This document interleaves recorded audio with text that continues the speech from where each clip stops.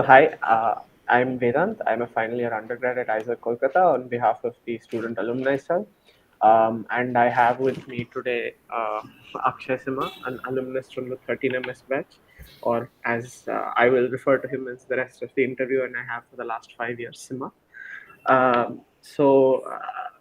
Sima was a bio major, and in after his fifth year, he decided to write the UPSC exam. For those of you who don't know what the UPSC exam is or what it entails, I've done what every good ISA student should do and copied the description of Wikipedia. So I will read that to begin with.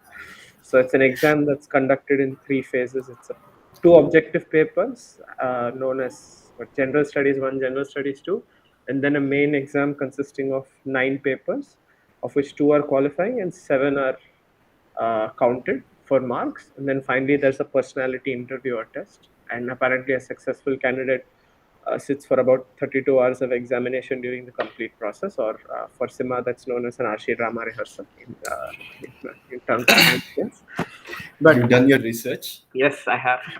But right, so let's start off. So talk a bit about before ISER. Were you always a good academic student? Was that why you chose to join ISER, or were there other things that factored into your decision of coming to ISER Kolkata? And why I, Kolkata specifically? IISER was an accident. Like, I guess for most people in IISER right now, IISER was an accident. Mm-hmm. Uh, I was not one of those few who came into IISER because they could not get into IITs, because IITs was never part of my uh, thinking. Mm-hmm. The idea was to get into a good engineering college in Bangalore, do whatever drama, debates, Mm-hmm. and just get on with it, get a degree, and then decide what had to be done. Mm-hmm. But then I was not able to get into one of the few good colleges in Bangalore. So then at that point of time, anyway, I applied for this aptitude test.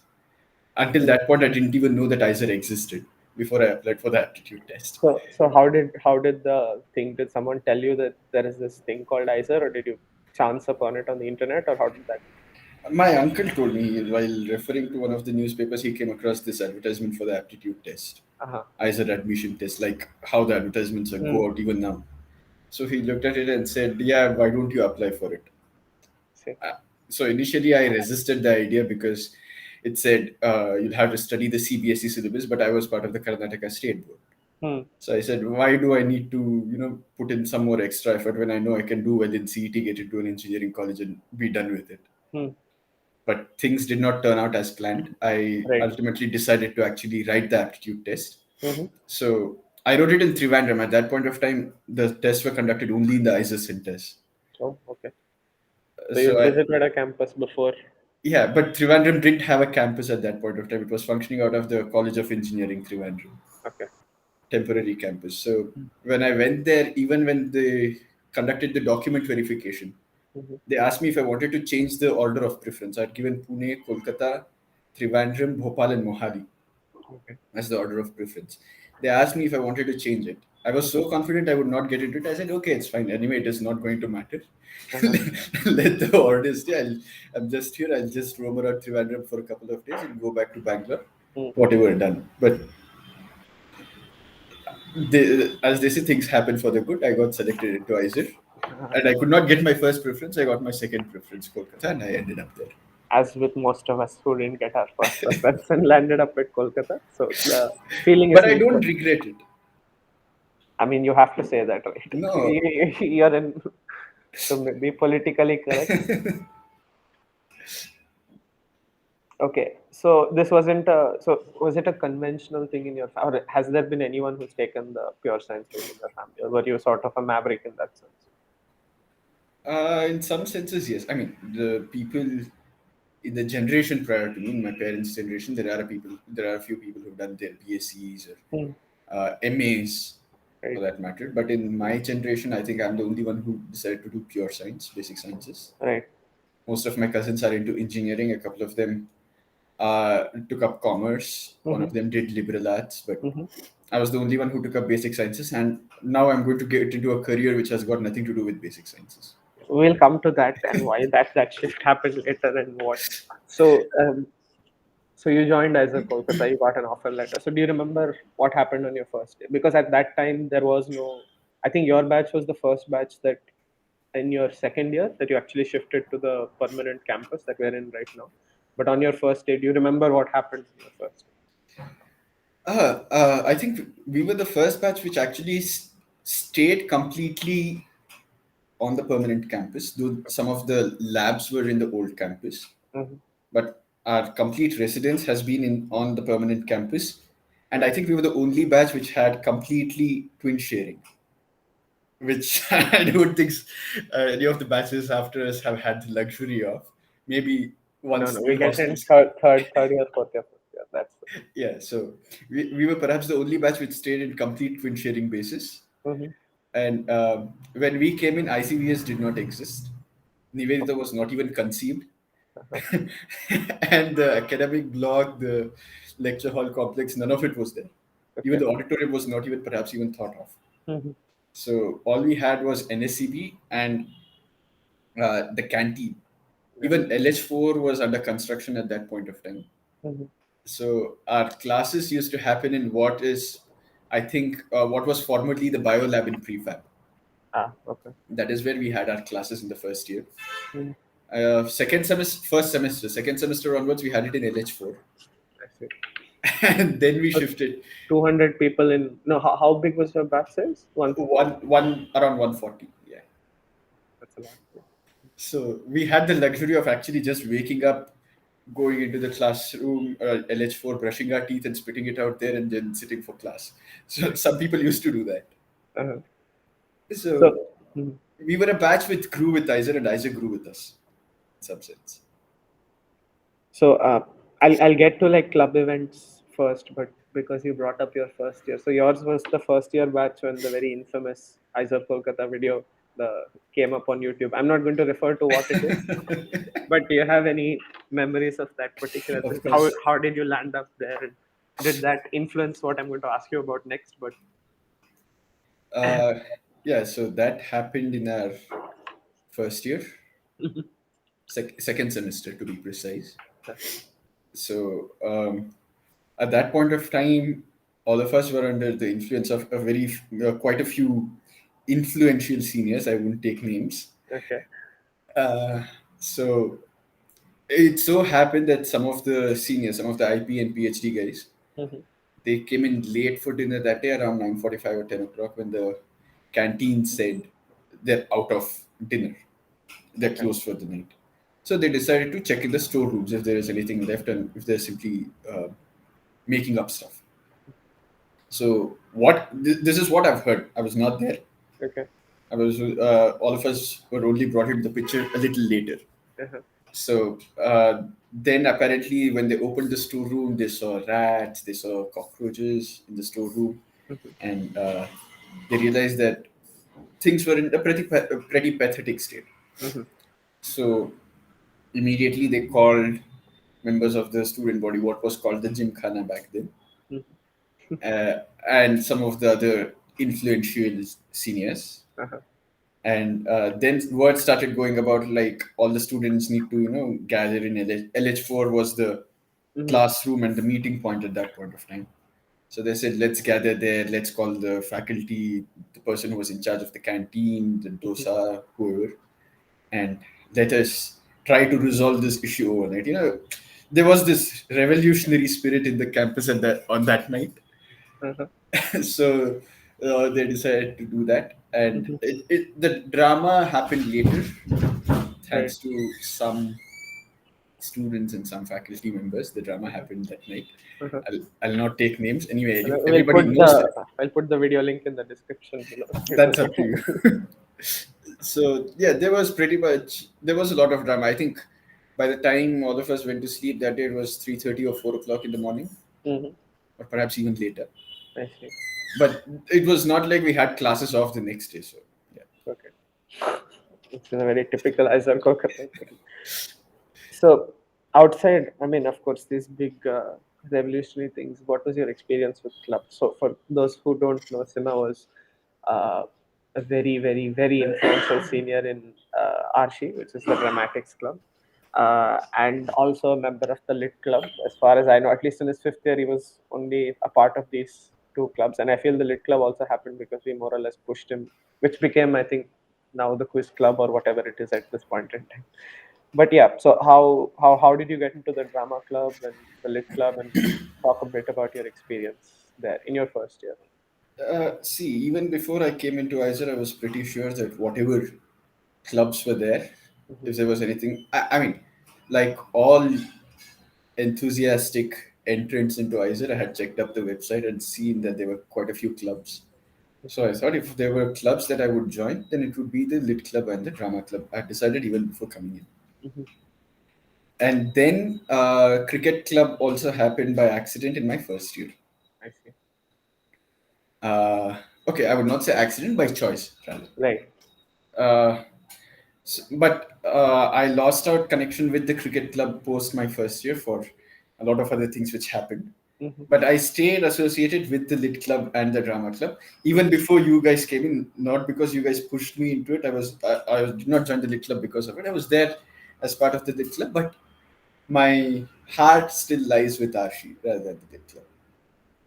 So that was a decision I had made even before joining the campus that I would be part of the clubs. Hmm. And I think I was the first person from my batch or the second person from my batch who actually enrolled for Arshi on the first orientation day. Hmm. And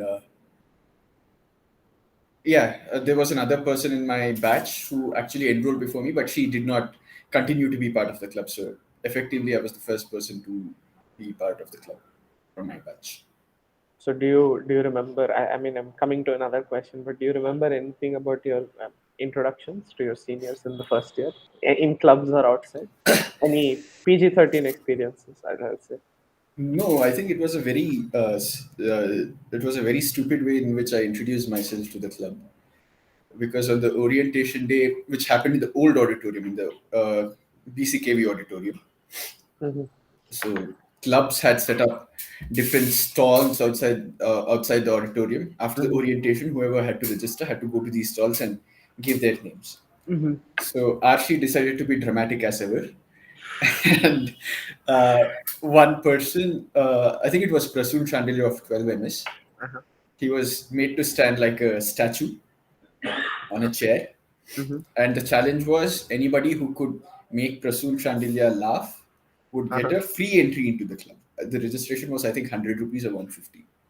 So you have to pay at that time. Uh, This is something I don't think current students might have an oh, idea then about, there's no because membership fees now. now it's included in the overall Ah, fee.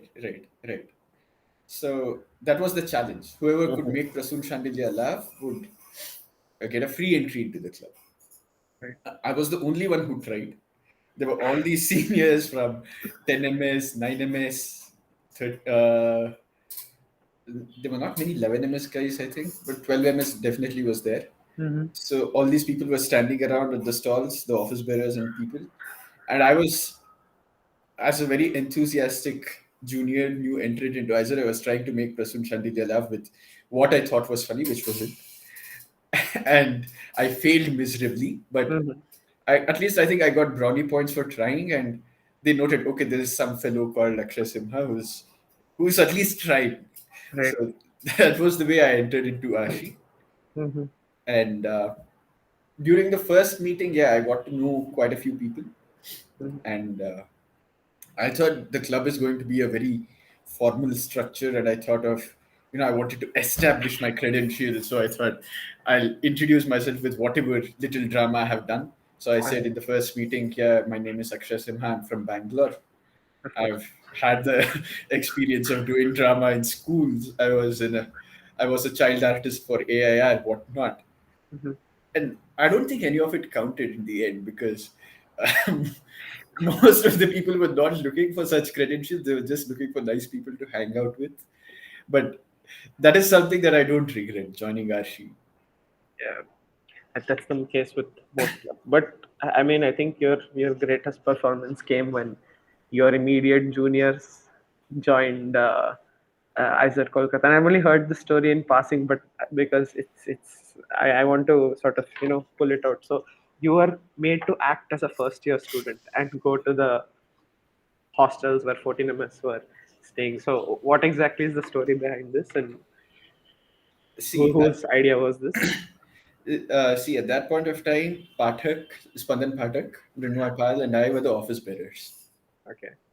So we decided, okay, every year Arshi does something dramatic. Mm-hmm. Last year they had this person standing and who had to be, we had to make him laugh. That didn't work out. Right. So let's not try that idea. Let's try to rehash and let's try to do something else. Mm-hmm. And I look like a high school student, just out of high school. I can still look that way. I can still pass off as a student out of high school. So you can imagine how I was during second year. You're not the intellectual giant that you are today. I don't think I'm still an intellectual, but anyway. So we decided, okay, let's do this. Mm-hmm. Uh, let one of us act as a first year, Mm-hmm. stay with them. The Mm-hmm. idea was to actually stay with them the entire night. It happened on the day of their registration, not even on the day of their orientation. Wonderful. So the idea was, let me stay with them the entire night. Mm-hmm. And then the next day, when the club orientations happen, I would walk out of from among those people and then get on stage. That was the whole idea. Right. But then the accommodation part of it got a little tough. At that point of time, our dosa was, I think, Professor Soumitra Banerjee. Okay. So when we told him this idea that we would like to do this, he said that is fine, but I don't think staying with them is possible because you have your own rooms and they have their own rooms.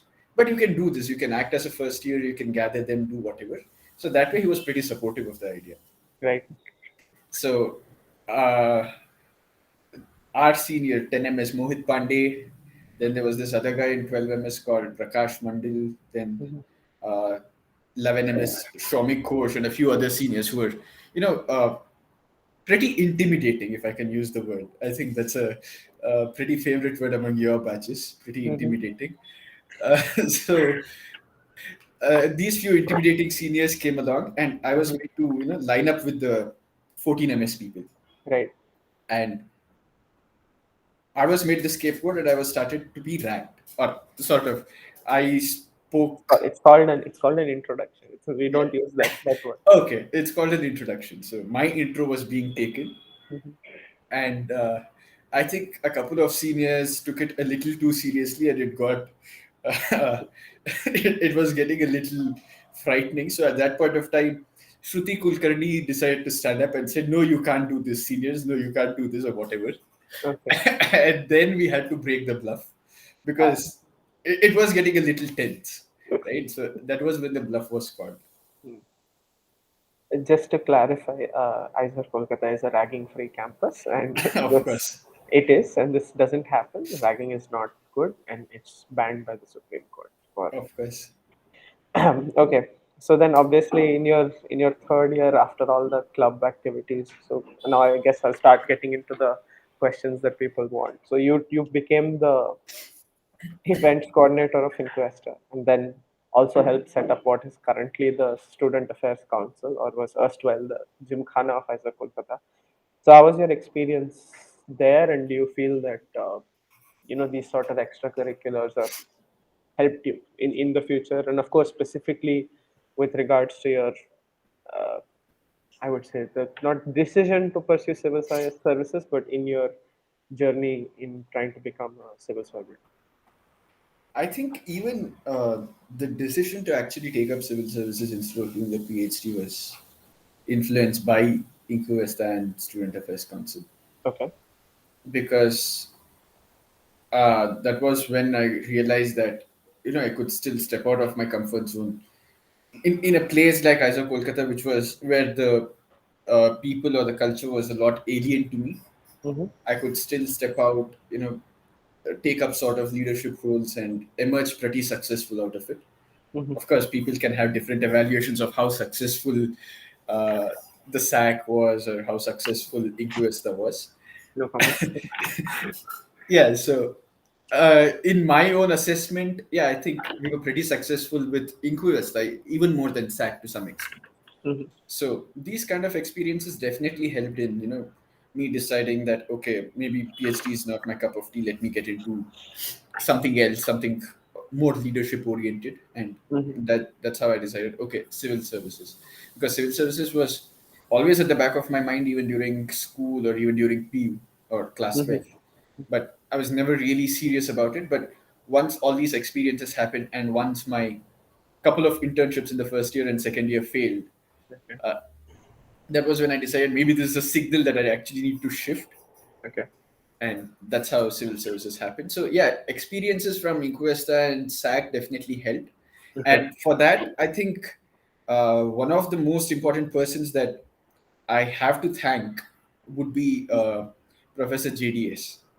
She was DOSA during Inquivesta, and she was DOSA during our tenure in SAC as well. Mm-hmm. And she was pretty supportive. In fact, it was her first tenure as DOSA, so it was a sort of a learning experience for her as well in terms of how to Mm-hmm. handle the student affairs. And Mm-hmm. that way, she was very supportive. Mm-hmm. Even when it comes to our annual drama night in fourth year, Mm-hmm. the wedding album, I think the last annual drama night Yeah. full-fledged production which AARSHI has had so far. I think even at that point of time, she stood her ground. She stood behind us and said, "You guys go ahead," and she was very supportive. So Mm-hmm. she is one person that I really have to thank. That's really nice.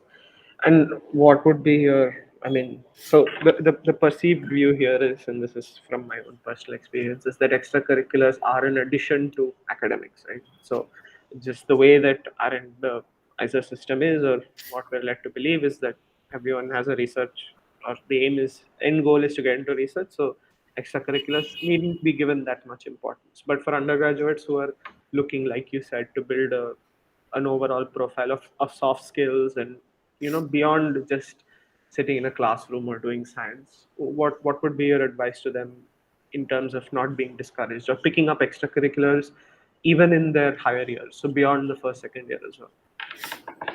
See, ISERs were set up to promote basic research. I agree, but I think the overall philosophy is to break it down into science, education, and research. It's not so science in terms of developing a scientific temper or a rational argument Mm-hmm. component to your personality. Education, not just in terms of your academics, but also exploring yourself in terms of a person, in terms of your personality, right? So that Right. is also part of your education. So Mm-hmm. to just restrict it to saying that, okay, ISER is only for basic sciences and getting into research after that, I would Right. say it would be restricting the overall philosophy of ISER.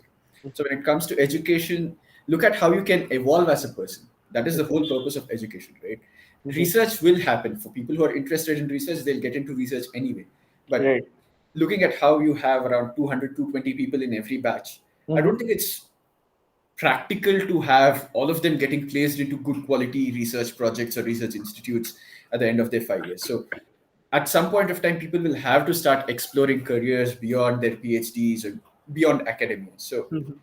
developing an overall profile, evolving into well educated minds, well sharpened minds is, I think, Mm-hmm. more important. So being open to experiences Mm-hmm. beyond your classroom curriculum in terms Right. of interacting with your peers, in terms of the club activities or whatever, Mm-hmm. that is more important.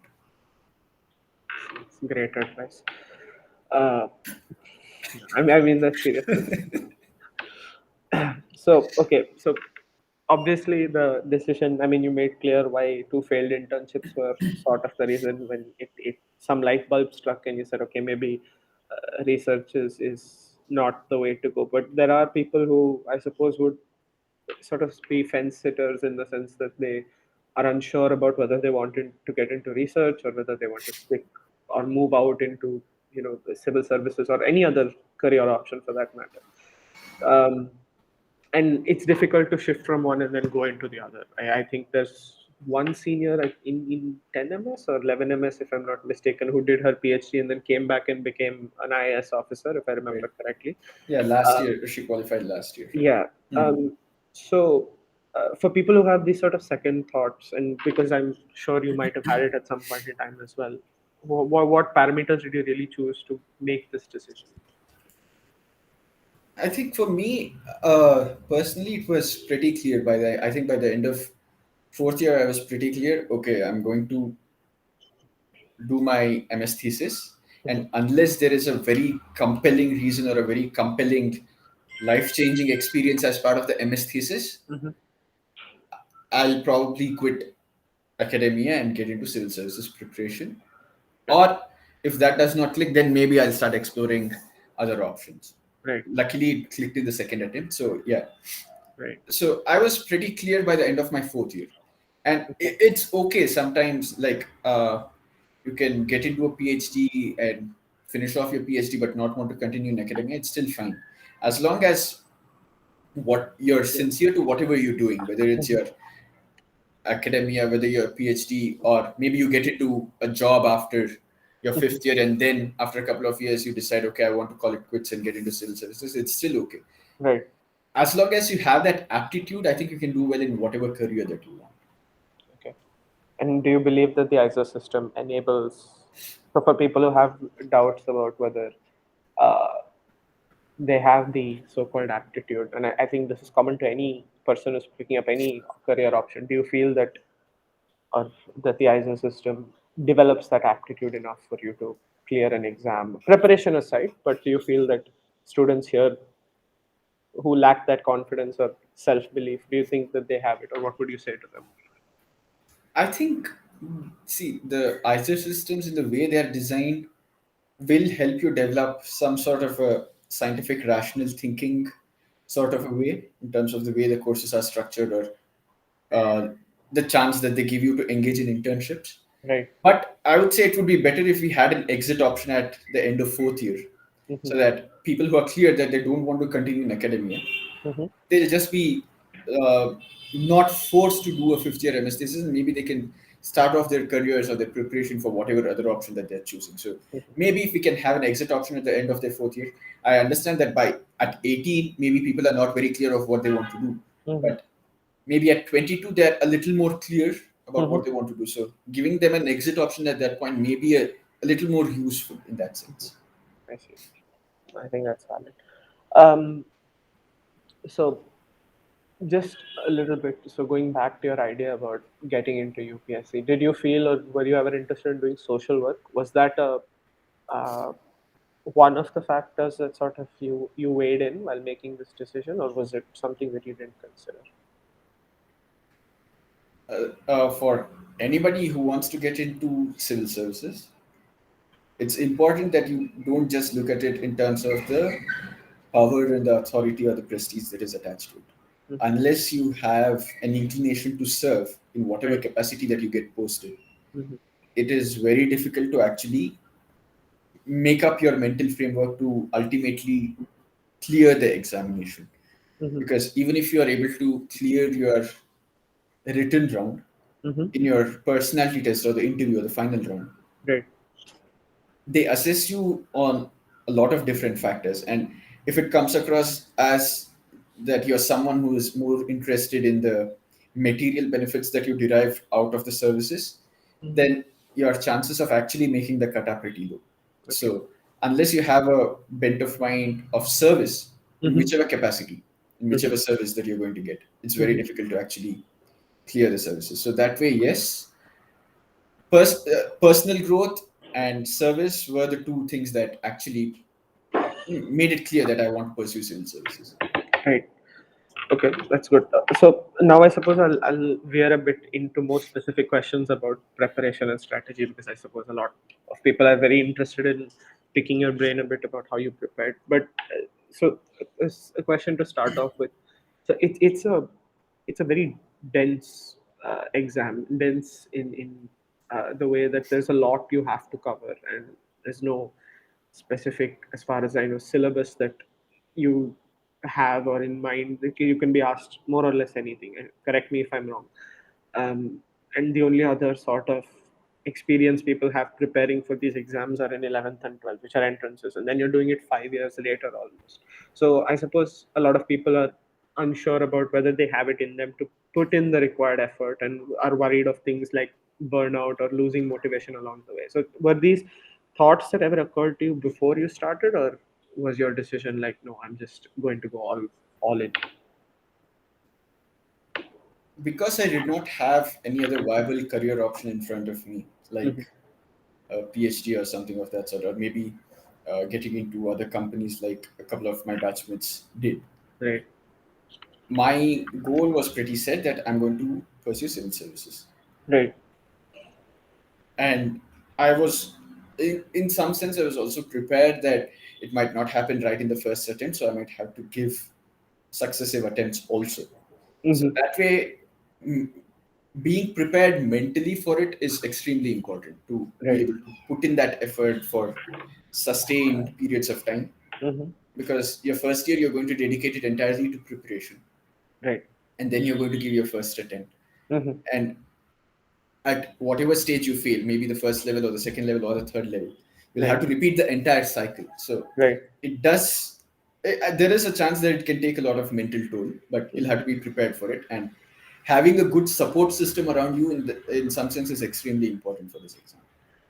So, I mean, I was going to ask this question later, but since you brought it up, so there was, of course, I mean, for those of you who didn't know, Sima didn't clear the exam in his first attempt and did in his second attempt.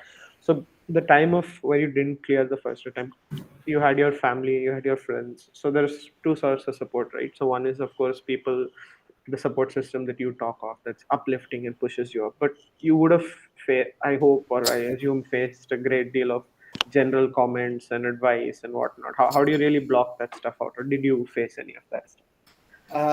In some sense, I was lucky to not actually face that sort of general comments, Right. because it's it's not impossible, but it's not very often that people clear it right in their first attempts. Okay. So that way, I think uh, by the end of the first attempt, even I was pretty clear that the chances may be a little low, because I had realized whatever the mistakes that I had done during the course of the exam. Mm-hmm. So that realization helped in some sense, so that I was prepared. Okay, if I have to give a second attempt, these are the mistakes that I'm going to work on and rectify them. Mm-hmm. Mm-hmm. So that way, I was pretty prepared to actually give it another shot by rectifying the mistakes. Right. And neither my family nor my friends or the people around me, I mean, nobody was discouraging in any sense. They said, "Okay, fine. This is a learning experience. Learn your lessons from it, and go ahead and give your second attempt." So that way, they were very supportive. Mm-hmm. So specifically with regards to the preparation, so you started preparation after leaving ISER. I mean, my memory of you in the fifth year is sitting in your room reading three newspapers a day. So I would say that you started slightly before, but we could agree to disagree. Um, so so what was sort of the your preparation strategy like? Did you join a coaching institute? Uh, do you feel that it's necessary to join a coaching institute, and what resources did you sort of use? There are four questions, so maybe you can go at them one at a time. So when it comes to starting the preparation, I would say the really intensive preparation started post graduation, post 2018. But for anybody who wants to actually pursue civil services after their degree, I would say starting off at least your mental preparation before you graduate, in terms of reading the newspapers, in terms of identifying the news items that become relevant to your preparation. If that can start at, say, in your fourth year or your fifth year, Hmm.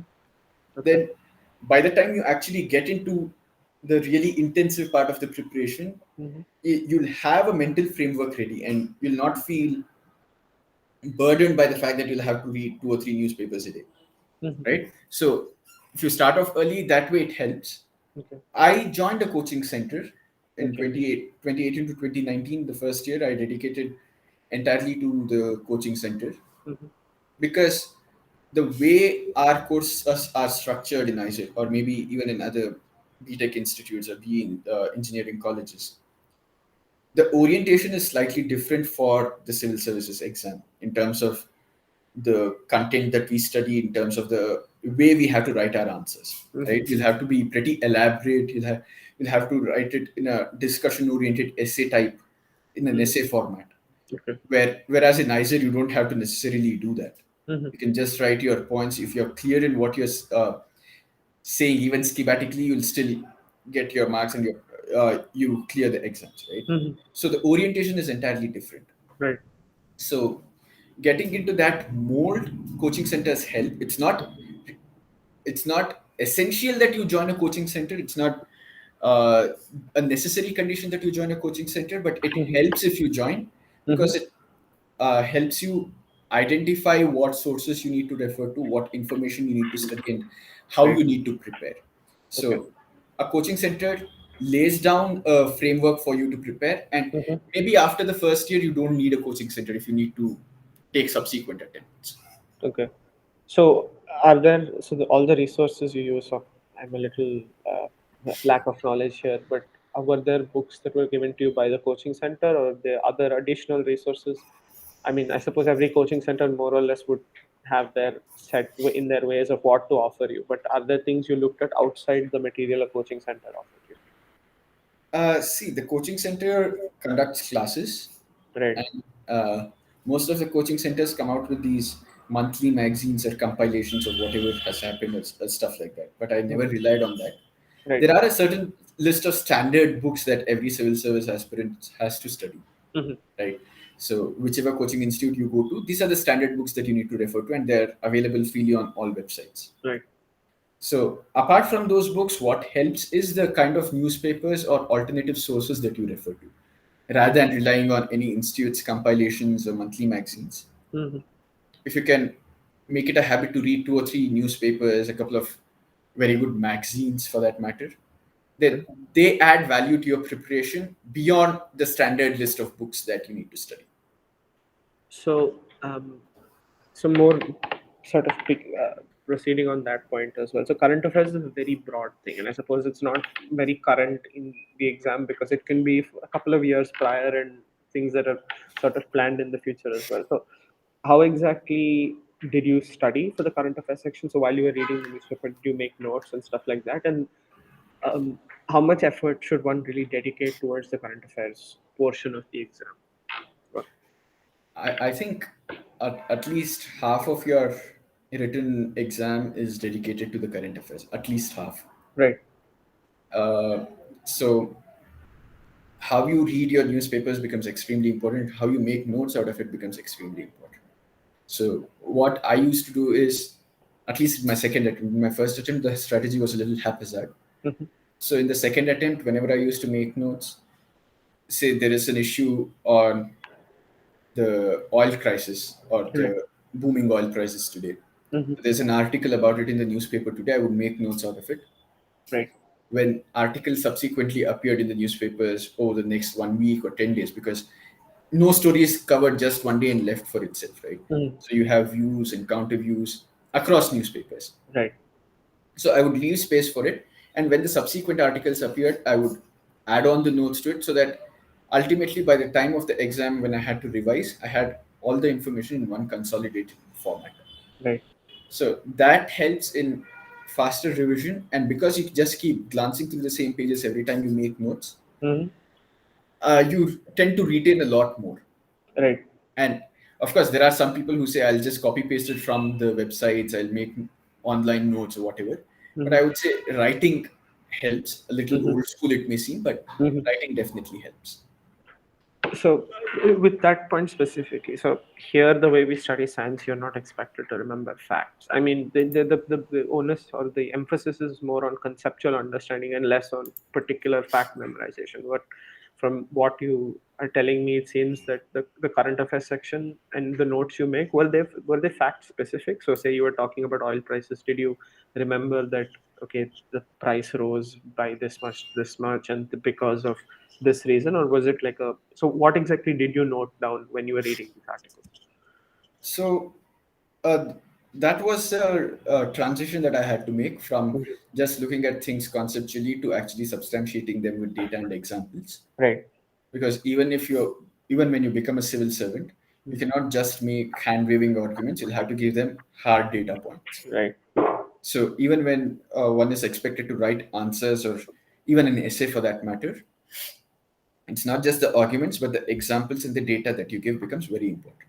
Hmm. So the notes that I made had data Right. and they also had arguments. Okay. So a good answer in civil services is, I mean, an answer is considered good only if it has a combination of both concepts and data. Just Mhm. conceptual arguments would not cut ice with the evaluators. You'll get Mhm. just half of what you deserve. Right. Okay. Um, So then again, so moving on to another particular this thing. So after you finish the objective section, you have the written papers, of course, and I think, if I'm not mistaken, you have a choice of two papers where it's a topic that you want, right? Or is it is that correct? It's one subject, two papers. Okay, but that's your choice of what. So you, so for those of you who don't know, Sima chose Kannada literature. So why Kannada literature over biology? I mean, that's what you had studied for the last 5 years. So why would you choose to go into something else altogether? One, because the way our courses are structured is not equivalent to the BSc or MSc honors course that we have in the universities. Okay. And your UPSC Civil Services exam, the syllabus and the optionals are structured in that sense, in the manner where the university syllabuses are structured. Hmm. So, as a graduate in biological sciences from IISER, if I had to choose optionals related to my master's, it would have been either zoology or botany or biotechnology. Hmm. And while we had a flavor of botany in terms of the plant biology course that we had, Hmm. uh, and even zoology in terms of the physiology courses or the biochemistry courses that we had to some extent, Hmm. we I don't think we have the kind of grounding that a regular BSc honors graduate has. Hmm. So if I had to choose any of those as optionals, Hmm. it would have been restarting. Right. I had to start from the beginning. Hmm. So and it is a content intensive subject. Right. So I thought anyway the general studies is going to be pretty intensive. So as an optional, why not choose something that is one different from what I've studied so far, Hmm. and two is going to be a little less intensive in terms of Yeah. preparation and would also Hmm. help me relax, though it is still part of the preparation. Hmm. Which is why I decided to go with Kannada literature. And because I've always had an inclination towards literature, I decided to take it up. Right. And the fact that one of my uncles, who's a retired bureaucrat, Right.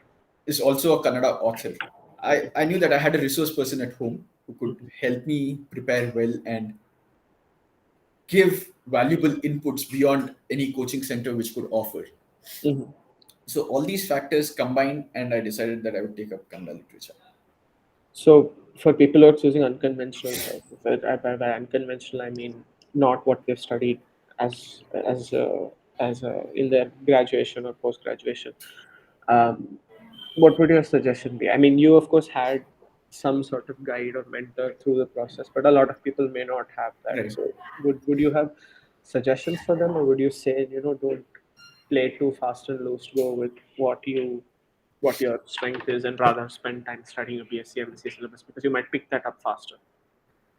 I would say choose a subject where you are interested in, irrespective of whether you studied it in your graduation or otherwise. Hmm. Because there are a lot of people who come from engineering background or whatever. They're Right. some of my friends who've been selected this year.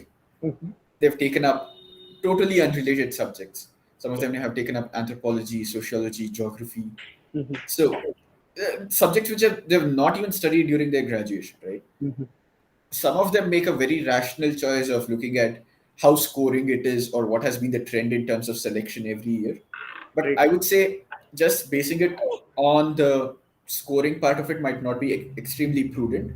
Choose Hmm. something which you are interested in because you don't know how many years you have to dedicate, whether it's 1 year or 2 years or Right. more. Right. So if you choose something simply for scoring but you're not interested in, Hmm. putting in your effort for sustained periods of time is going to affect you mentally and your preparation in other areas as well. Right. So choose something that you're interested in. Right. Okay.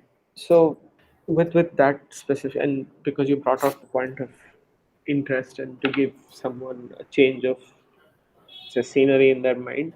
Um, so did you pick up other activities, or did you, because it was a 2 year window that you prepared, so did you manage to make time for things like music or arts or sports or cooking, or did you have any hobbies outside the realm of the preparation sphere that kept your mind relaxed? I used to read. Of course. Mhm. So yeah, that was one thing that I had. That would be my stress buster. Right. And Even during studying, I would softly play music in the background, Carnatic or Hindustani Mm-hmm. classical music. Mm-hmm.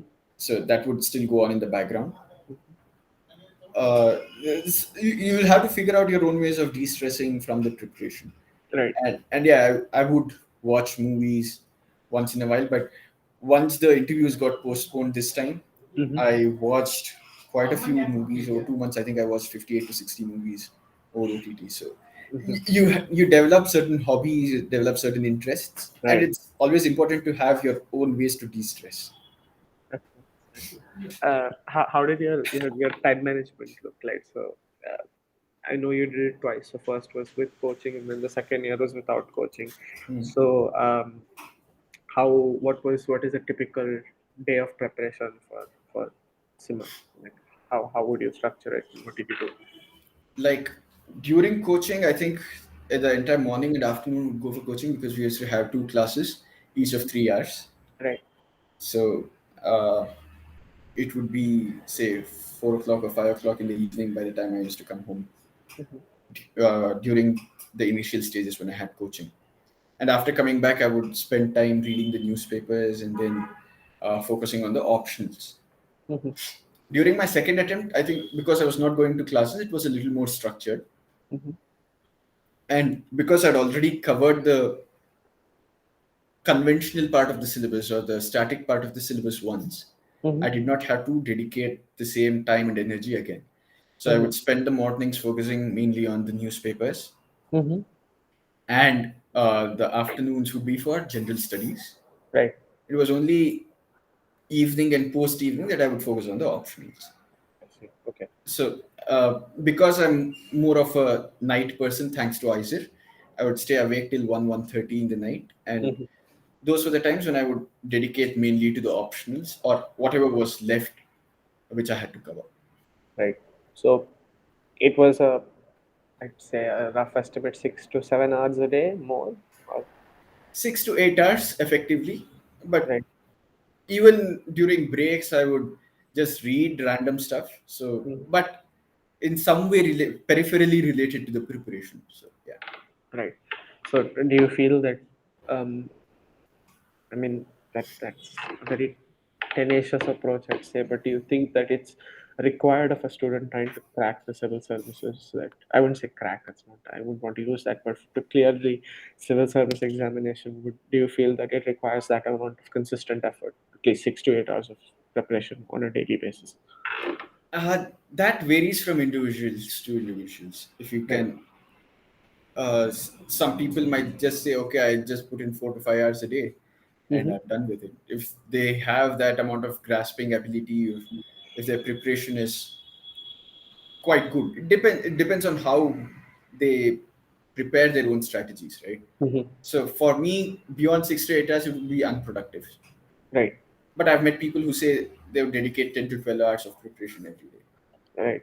What matters more is consistency, making a routine for yourself and sticking to it. That Okay. is more important. Mm-hmm. And is that something that you uh, I would say that I mean coming to the particular next question about the pandemic and the fact that it sort of threw everything off guard and threw everyone off guard. How difficult was it to maintain a routine then? And were you always someone who was disciplined in the sense through your childhood and this thing, or is this something that you had to develop as you prepared for the exam as well? See, the discipline in your childhood is very different from the discipline that you require for I would say the academically so. preparation for these exams, Yeah. right? So, especially during the pandemic, it was difficult to stay so focused Hmm. because there was a lot of uncertainty about when the exams would happen, especially during the prelim stage when the first wave hit. Right. Even the government announcements were not clear. They would just say, okay, we'll let you know on this date. Hmm. And it was, and we did not know whether on that particular date, whether they would just announce the date for the exam or it would just be another postponement. Right. So I think a couple of weeks in April and May, couple of weeks or a little more than that was lost in Hmm. terms of just regaining that focus because there was a lot of uncertainty. Right. Uh, it was, I think, end May or early June that we got to know that the prelims would be on October 4th, 2020. Right. Right. So at that point of time, it was again like chugging the engine back into action and Hmm. focusing more. Right. But unfortunately, that August, uh, all four of us in the family fell down with COVID. Uh-huh. So I lost the entire month of August because of Hmm. that. Large part of August because of that. Hmm. But somehow, I would say I was lucky enough Hmm. that despite all those breaks and despite all that was happening, I was able to clear the prelims and then go on to clear the mains and subsequently the interview. And Right. even during the interview, because it got postponed again, it became a little tough to retain focus Right. because at least during your prelims and mains, you're writing and you're practicing tests and whatever. But Hmm. for interview, you don't have that luxury, right? You don't have that option of writing down or practicing tests, right? Hmm. So uh, you're just reading and reading and reading a lot more. Hmm.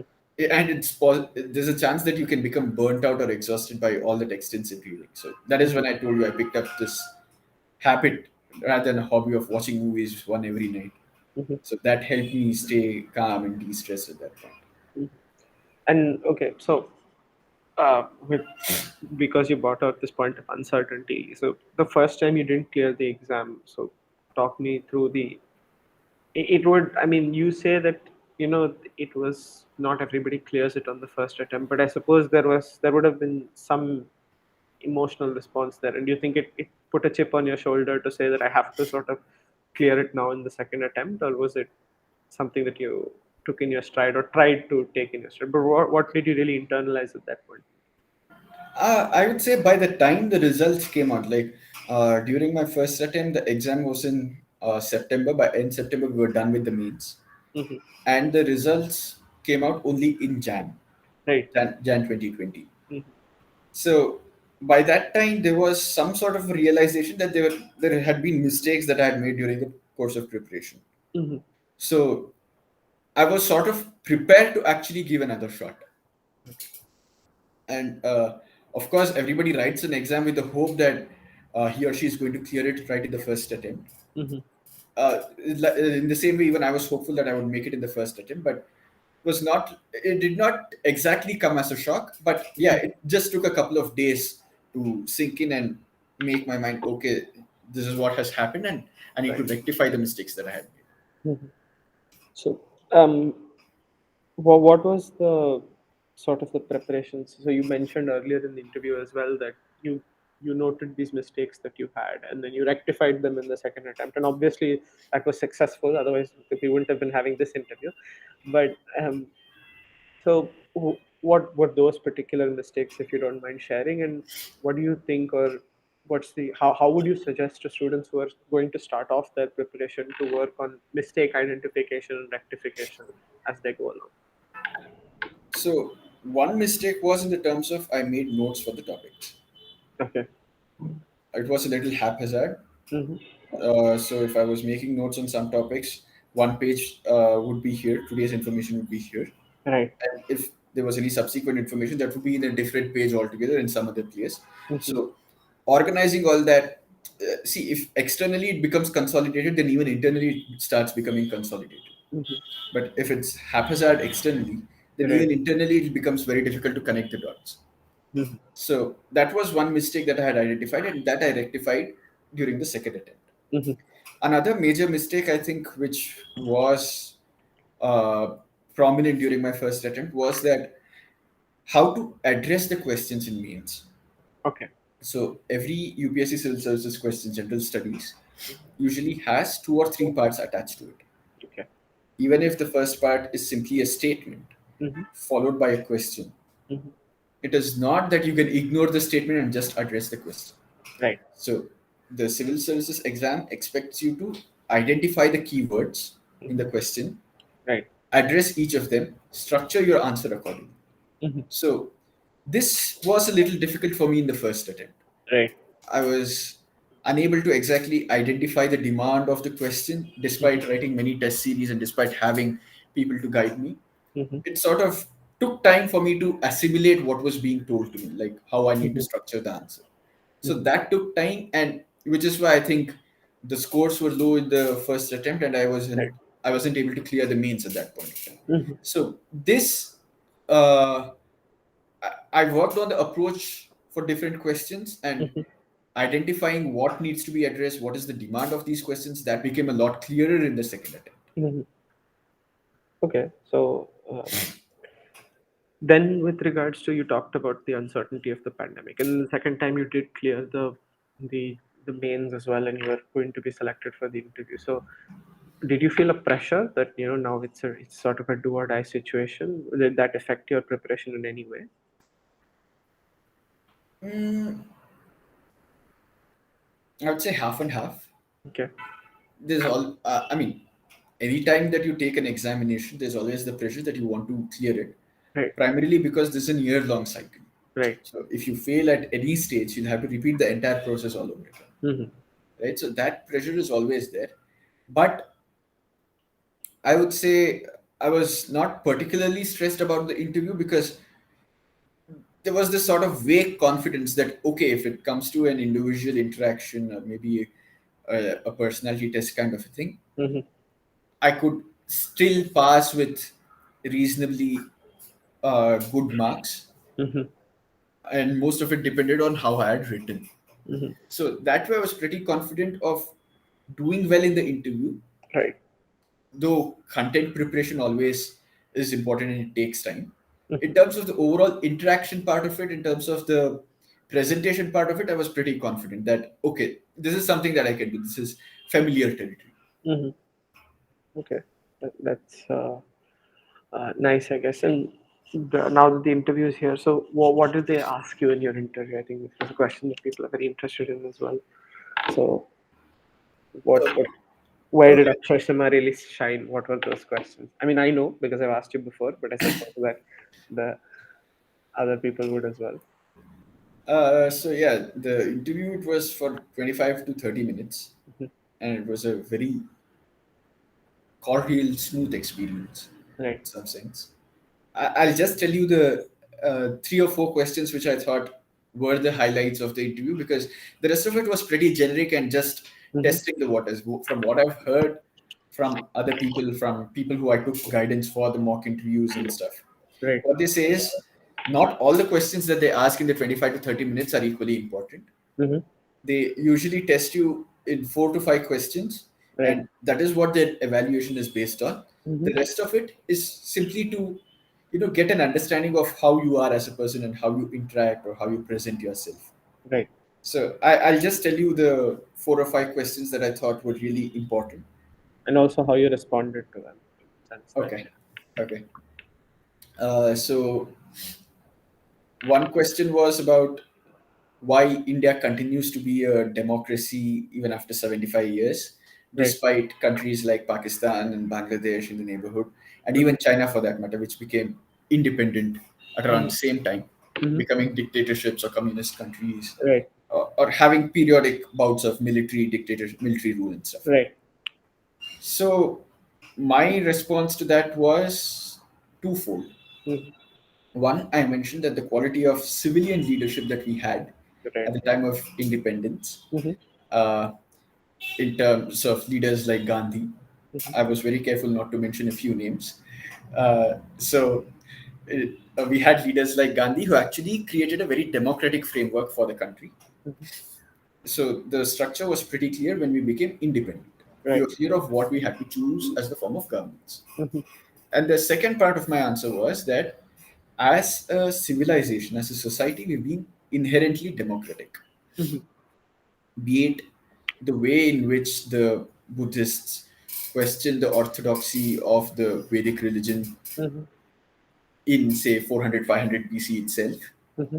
or be it the fact that even within the Hindu traditions, we have scope for heterodoxies. Mm-hmm. There are traditions which say, okay, there is no God and they're still part of the same Hindu religion. Right. Or for someone who's coming from Karnataka, Mm-hmm. the Vachana movement led by Basavanna, the Right. Sharana movement by Basavanna. Mm-hmm. Even that was a way of questioning the inherent tendencies in society, and that became widely accepted in society as well. So, as Right. a civilization, we have been inherently democratic, Mm-hmm. which is why, despite the temptations from the countries across the borders, We've Mm-hmm. continued to be democratic even Right. after 75 years of independence. Okay. So this was one question that I think they tested me on. Mm-hmm. The second question I think was about uh, based on my profile, which Mm-hmm. they saw was very active during student days. Right. Uh, they asked if whether it is good for students to actually indulge in, say, student politics or Mm-hmm. becoming more politically aware. Because Right. in one of the earlier questions, they'd asked me what was the difference between what difference I found between Bangalore and Kolkata. Right. So I mentioned that the students or the youth in Kolkata are more politically aware as compared to the students in Bangalore, and they're more politically engaged. So the follow-up question was whether it is actually a healthy practice for students to be more politically engaged or politically aware. Mm-hmm. So, uh, given how we've seen certain incidents happen over the last few years, Mm-hmm. I said that it's good for students to be politically engaged and politically aware Mm-hmm. because these are the people who are going to become our thought leaders in the different fields, be it in Right. academia, be it in politics or civil services, Right. or even entrepreneurship. Right. So it's good for them to engage with different ideologies. Mm-hmm. They need not stay committed to it. They can Mm-hmm. still experiment with different ideologies as they go along. Mm-hmm. But as long as they do not turn violent, as Right. long as there are no clashes between factions, Mm-hmm. I think every university or institute has to make space for students to engage themselves politically and become more aware. Mm-hmm. So I had to balance the viewpoints without sounding like an activist when it Right. comes to an interview because I'm someone who wants to be part of the system, Right. not someone who wants to stay outside the system. So Right. making this distinction becomes very important for any aspirant. Mm-hmm. Staying outside the system and commenting on it is something, Mm-hmm. but once you want to get into the system, Mm-hmm. maintaining a balance of opinions, maintaining a balance of views becomes very important. Mm-hmm. The third question, which I think they tested me on, was why are democracies becoming more authoritarian across the globe? I see. It's a Right. So very this is a very touchy topic, very tough subject. sensitive topic. Right. So playing smart, Mm-hmm. I decided to stick only to economics, Right. and I decided to not quote examples from closer home or countries close to us.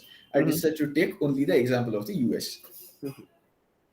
where I mentioned that democracies in these developed countries became associated with free markets and capitalism, Right. which meant these companies started setting up industries in India where the cost of capital was lower Mm-hmm. and they could churn out more profits, Mm-hmm.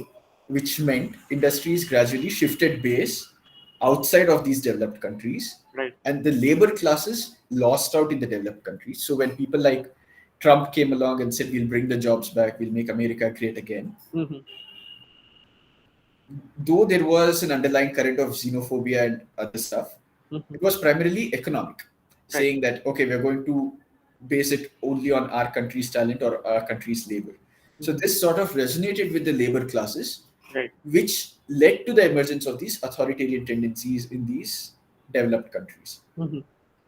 And the fourth question, I think, was about what fundamental rights from the constitution would you like to remove? So, Right. Another very huh. touchy so topic and tough question, I suppose. So this was towards almost the fag end of my interview. This was asked by the last panel member, Right. right? And it came as a bolt out of the blue. Mm-hmm. If someone suddenly asks you what fundamental right would you want to remove, it becomes a little difficult to answer. But the kind of answers that you give is what would sometimes show your true colors because you're caught off guard. Mm-hmm. So I said, sir, I've not really thought of in that direction as to what fundamental rights I would like to remove. Mm-hmm. I think I'm pretty happy with the kind of structure that we have so far. Mm-hmm. So I would not like to remove any of the fundamental rights. Okay. So as a follow-up, he asked, if given a chance, what would you like to add to the constitution as a fundamental right? Mm-hmm. So I said, sir, given how we have fared in the pandemic, I think having an explicit right to healthcare as a fundamental right Mm-hmm. would be pretty useful, just like how we did with right to education. Mm-hmm. It would help galvanize the government's efforts to actually set up facilities so that everybody can have affordable and quality healthcare. So I think these were the four questions on which I was really tested upon. The rest of them were pretty generic and casual conversational type questions.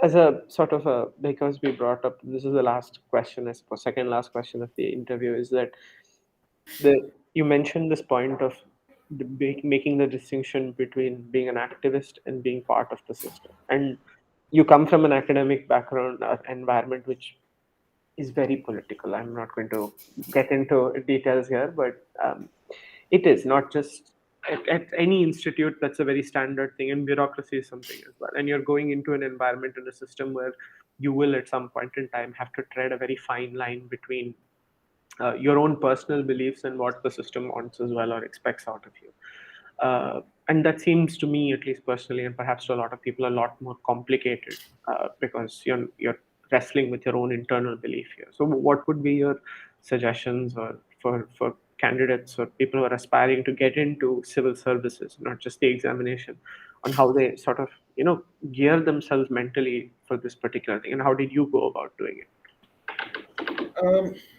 See, I would say, as an aspirant and perhaps as someone who wants to get into the services, Mhm. if we are clear that there might be differences in political ideologies, Right, but there cannot be any compromise on the idea of development or service. right. So, as a civil servant, one is expected to be politically neutral, irrespective of who your political bosses are. Hmm. It does not matter as long as the policies that are being framed or the policies that are being implemented Hmm. are pro people. It does Right, not matter who or which party the person belongs to. right, So we can be politically neutral, right. but we cannot be value neutral. This is something that I've heard from some of my mentors say this. You can be politically neutral. You need to be politically neutral, but you cannot Right. be value neutral in Hmm. the sense that all your values or all your decisions Hmm. have to be geared towards helping the people or have to be in terms of ensuring the well-being of the people. Hmm. So irrespective of who your political bosses are, it does not matter. Hmm. And it does not matter to which party you're going to vote in the subsequent elections because that is your right to vote. Hmm. As long as whatever decisions that you're taking, as long as whatever policies that you're framing are pro people, Right. that is the only thing that you need to be focused on. Okay. So pro people. That's Akshay Simha's advice for the common aspirant populace. Be pro people. So is there the last question? Is there any other general advice, information, tips that you'd give to someone, any student who's watching this interview? Ah, there's no general tip, just enjoy your college life. Make sure that you're open to experiences Right. because they ultimately, whether or not you become a civil servant or otherwise, Hmm. 3 4 decades down the line you'll be left with memories, so make sure that you create those memories as part of your college life Right. and don't lose out on what you have in the present just by aspiring for something in the future. So enjoy, Hmm. but with a bit of awareness if you want to take up civil services. So Right. have that mental framework ready, but don't lose out a lot just because just by burdening yourself with the civil services preparation. So thanks so much, Sima, for taking the time on a weekend to talk to us, and thanks also to the student alumni cell for giving us the opportunity to or the platform to have this interview. So I'm Vedanth again, and I'm signing off. Thank you very much, and goodbye, and have a nice day. Goodbye.